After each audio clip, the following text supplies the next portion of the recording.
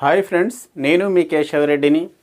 ఈరోజు వీడియో ద్వారా మనం నేర్చుకునేటువంటి టాపిక్ ఏంటంటే భారతదేశంలో బ్యాంకింగ్ వ్యవస్థ ఏ విధంగా పరిణామ క్రమం చెందింది, అంటే భారతదేశంలో బ్యాంకింగ్ వ్యవస్థకు పునాది అనేది ఎప్పుడు మొదలైంది, ఈ బ్యాంకింగ్ వ్యవస్థకు సంబంధించి భారతదేశంలో ఈ బ్యాంకింగ్ వ్యవస్థకు సంబంధించి దానికి సంబంధించినటువంటి బేసిక్ ఇన్ఫర్మేషన్ మనం ఈరోజు క్లాస్లో నేర్చుకుందాం ఫ్రెండ్స్. భారతదేశంలో ఉన్నటువంటి గత చరిత్రను, ఈ పురాణ కాలాన్ని మనం ఒకసారి పరిశీలించినట్లయితే ఈ పురాణ కాలంలో భారతదేశంలో బ్యాంకింగ్ కార్యకలాపాలు జరిగినట్లు, బ్యాంకింగ్ కార్యకలాపాలు నిర్వహించినట్లు, అంటే పరపతి కార్యకలాపాలను నిర్వహించినట్లు చరిత్ర ఆధారాలు చెప్తున్నాయి. అదేవిధంగా భారతదేశంలో రామాయణం, మహాభారత కాలంలో కూడా ఇటువంటి పరపతి కార్యకలాపాలు జరిగావని మనకు కొన్ని ఆధారాలు తెలుస్తున్నాయి. ఓకేనా.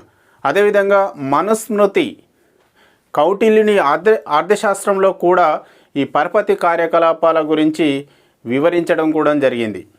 అంటే ఈ మనుస్మృతి, కౌటిల్యుడు తాను రాసినటువంటి అర్థశాస్త్రంలో ఇటువంటి వ్యాపార కార్యకలాపాలు, పరపతి కార్యకలాపాలు, ద్రవ్య కార్యకలాపాల గురించి వాళ్ళు వివరించినట్లు కూడా మనకు వివిధ ప్రాచీన గ్రంథాలను బట్టి తెలుస్తూ ఉన్నది. అంటే భారతదేశంలో వేద కాలం నుండి అంటే క్రీస్తుపూర్వం 2000 సంవత్సరం నుండి 1400 సంవత్సరం మధ్య కాలంలో ఉన్నటువంటి వివిధ కార్యకలాపాలను పరిశీలించినట్లయితే ఆర్థిక కార్యకలాపాల నిర్వహణ జరిగినట్లే మనకు కొన్ని ఆధారాలు ఉన్నాయి. అదేవిధంగా క్రీస్తుపూర్వము 500 సంవత్సరం నుండి భారతదేశంలో ఈ పరపతి కార్యకలాపాలు జరిగినట్లు మనకు చరిత్ర ఆధారాలను బట్టి తెలుస్తున్నది. మరి ఈ భారతదేశంలో ఈ ఈ ఆర్థిక కార్యకలాపాలు నిర్వహణలో వైశ్యులు ప్రధాన పాత్ర పోషించారు. అదేవిధంగా భారతదేశాన్ని పరిపాలించినటువంటి బ్రిటిష్ పాలనా కాలంలో, మొఘలుల కాలంలో చూసినప్పుడైనా సుల్తానులు, షరాబులు ప్రధాన పాత్ర పోషించారు. ఓకేనా. అదేవిధంగా భారతదేశంలో బ్రిటిష్ వారు రాకపూర్వం కూడా కొంత మహాజనులు, సుకారులు ఇటువంటి ఆర్థిక కార్యకలాపాలను నిర్వహించడంలో ప్రధాన పాత్ర పోషించారు. ఓకేనా. అంతేకాదు, ముఖ్యంగా ఈ మహాజనులు, సుకారులు వారు ఆర్థిక కార్యకలాపాలను నిర్వహించడమే కాకుండా భారతదేశంలో ఆర్థిక అభివృద్ధి, అంటే ఆర్థిక కార్యకలాపాల నిర్వహణ బాగా అభివృద్ధి చేశారు అనేది కూడా మన చరిత్రను బట్టి తెలుస్తున్నది. అయితే ఈస్ట్ ఇండియా కంపెనీ వచ్చిన తర్వాత అప్పుడున్నటువంటి కొంత స్థానిక బ్యాంకులు అనేవి కొంతవరకు దెబ్బతిన్నాయని కొన్ని చరిత్ర ఆధారాలను బట్టి తెలుస్తున్నది. అయితే భారతదేశంలో 1688 సంవత్సరంలో మొట్టమొదటి బ్యాంకును మద్రాసు ప్రావిన్స్లో ఏర్పాటు చేయడం అనేది జరిగింది. అంటే భారతదేశంలో మొట్టమొదటి బ్యాంకును మద్రాస్ ప్రావిన్స్లో స్థాపించడం అనేది జరిగింది. ఆ తర్వాత 1724లో ముంబైలో కూడా మరొక బ్యాంకును స్థాపించడం అనేది జరిగింది. అయితే ఇక్కడ ఆధునిక స్థాయిలో భారతదేశంలో మొట్టమొదటి బ్యాంకును 1770 సంవత్సరంలో కలకత్తాలో ఏర్పాటు చేశారు. అది ఏ పేరుతో? హిందుస్థాన్ బ్యాంక్ అనే పేరుతోని Alexander and company English agency house చేత ఈ బ్యాంకును, హిందుస్థాన్ బ్యాంకును స్థాపించడం అనేది జరిగింది. అయితే ఈ బ్యాంకు ఆధునిక స్థాయిలో స్థాపించినప్పటికీ 1782 సంవత్సరంలో ఈ హిందుస్థాన్ బ్యాంక్ అనేది మూసివేయడం కూడా జరిగింది. ఓకే. అంటే ఇక్కడ 1685లో మొట్టమొదటి బ్యాంకును మద్రాస్ ప్రావిన్స్లో స్థాపించారు. మళ్ళీ ఇక్కడ మొట్టమొదట అంటే ఇక్కడ కన్ఫ్యూజన్ కాకూడదు. ఇక్కడ మొట్టమొదటి బ్యాంకును 1685లో మద్రాస్ ప్రావిన్స్లో స్థాపిస్తే ఇక్కడ ఆధునిక స్థాయిలో భారతదేశంలో మొట్టమొదటి బ్యాంకును 1770లో అది కలకత్తాలో హిందుస్థాన్ బ్యాంకు పేరుతోని ఈ Alexander and company English agency house చేత స్థాపించడం అనేది జరిగింది. కానీ అది మళ్ళీ ఎప్పుడు మూసివేయబడినది 1782 సంవత్సరంలో దీన్ని మూసివేయడం అనేది జరిగింది. అయితే ఆ తర్వాత 1806 సంవత్సరంలో బ్యాంక్ ఆఫ్ బెంగాల్ను అది ఎక్కడ కలకత్తాలో ఏర్పాటు చేశారు. కలకత్తాలో ఏర్పాటు చేయడం అనేది జరిగింది. ఆ తర్వాత 1840 సంవత్సరంలో బ్యాంక్ ఆఫ్ ముంబైని ఏర్పాటు చేయడం జరిగింది. ఆ తర్వాత 1843 సంవత్సరంలో బ్యాంక్ ఆఫ్ మద్రాస్ను ఇక్కడ ఏర్పాటు చేయడం అనేది జరిగింది. అంటే 1817 ఇది ఆధునిక స్థాయిలో కలకత్తాలో హిందుస్థాన్ బ్యాంకును స్థాపించినా కానీ దాని తర్వాత 1782లో దాన్ని మూసివేయడం జరిగింది. ఆ తర్వాత 1806 సంవత్సరంలో బ్యాంక్ ఆఫ్ బెంగాల్ను ఏర్పాటు చేశారు, అది కలకత్తాలో ఏర్పాటు చేశారు. 1840 సంవత్సరంలో బ్యాంక్ ఆఫ్ ముంబైలో ఏర్పాటు చేశారు మరొక బ్యాంకును. 1843లో బ్యాంక్ ఆఫ్ మద్రాస్ను మద్రాసులో ఏర్పాటు చేయడం అనేది జరిగింది. ఈ మూడు బ్యాంకులను 1921 సంవత్సరంలో విలీనం చేసి ఒక ఇంపీరియల్ బ్యాంక్ ఆఫ్ ఇండియాగా మార్చడం అనేది జరిగింది. ఈ మూడు బ్యాంకులు వేరువేరు ప్రదేశాలలో వేరువేరు రాష్ట్రాలలో ఏర్పాటు చేసినప్పటికీ ఈ మూడు బ్యాంకులను 1921 సంవత్సరంలో విలీనం చేసి దాన్ని ఇంపీరియల్ బ్యాంక్ ఆఫ్ ఇండియాగా మార్చడం అనేది జరిగింది.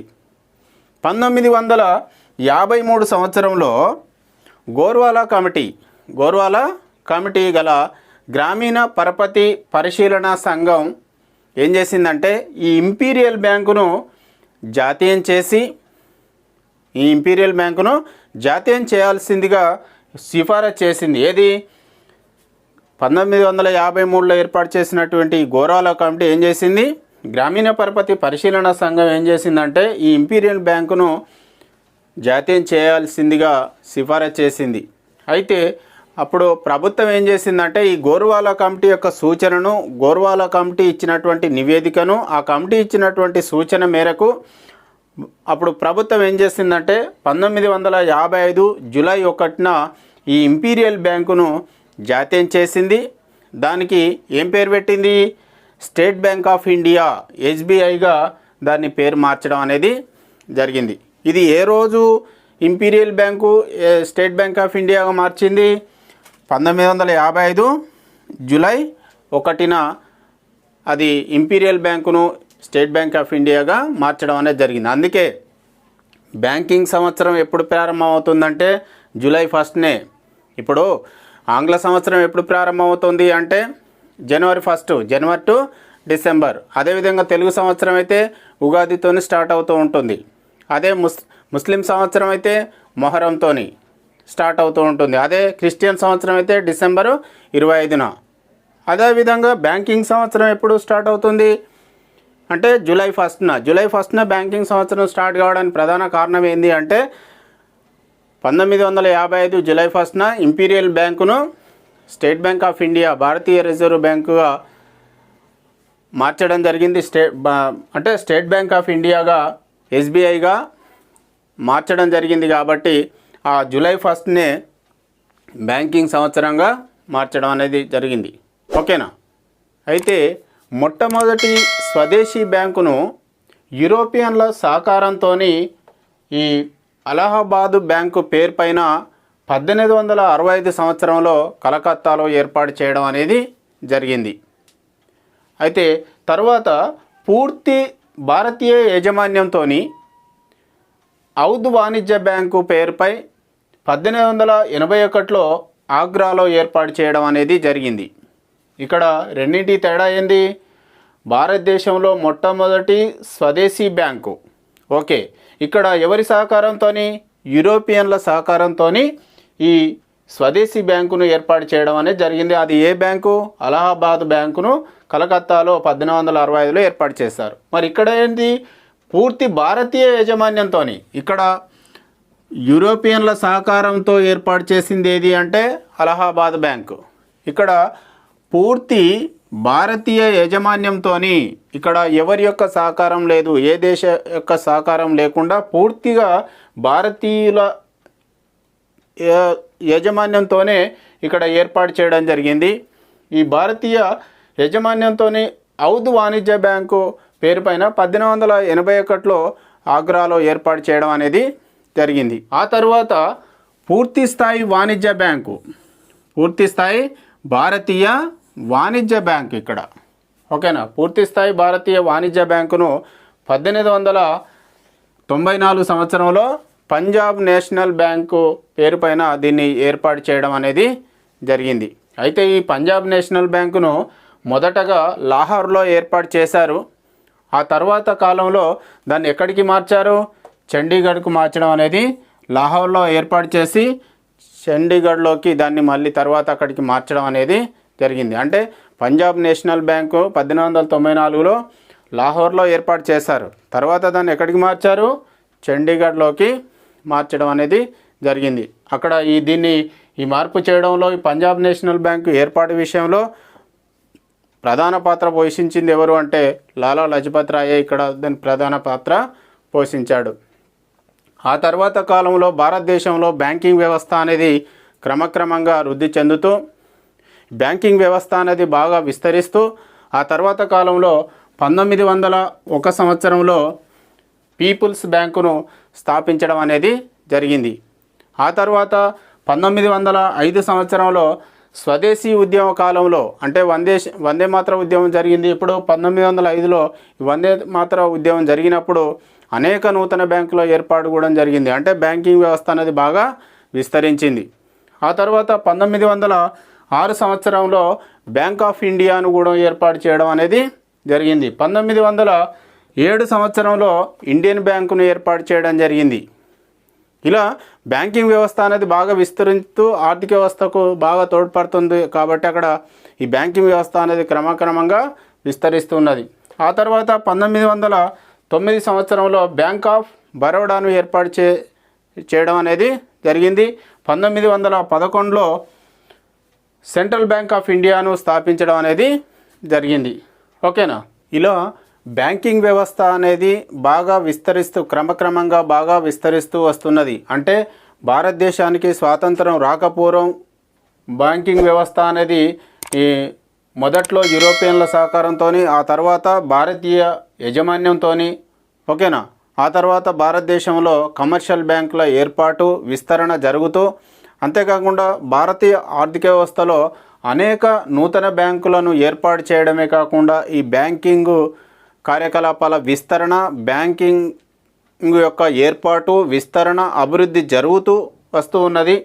ఇలా బ్యాంకింగ్ అనేక రకాల బ్యాంకులు ఏర్పాటు చేస్తూనే 1947 సంవత్సరంలో భారతదేశానికి స్వాతంత్రం వచ్చిన తర్వాత కూడా ఈ బ్యాంకింగ్ వ్యవస్థను మరింత విస్తరించాలనే ఉద్దేశంతో 1949 రెగ్యులేటింగ్ చట్టం తీసుకురావడం అనేది జరిగింది.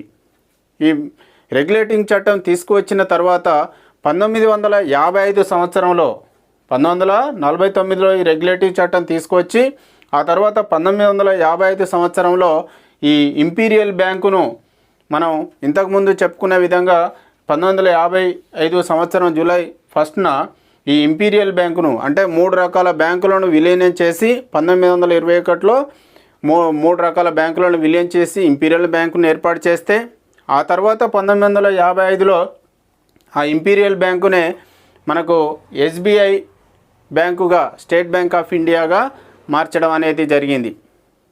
ఆ తర్వాత బ్యాంకింగ్ వ్యవస్థ మరింత విస్తరిస్తూ 1969 సంవత్సరంలో 14 వాణిజ్య బ్యాంకులను జాతీయం చేయడం జరిగింది మొదటిసారి.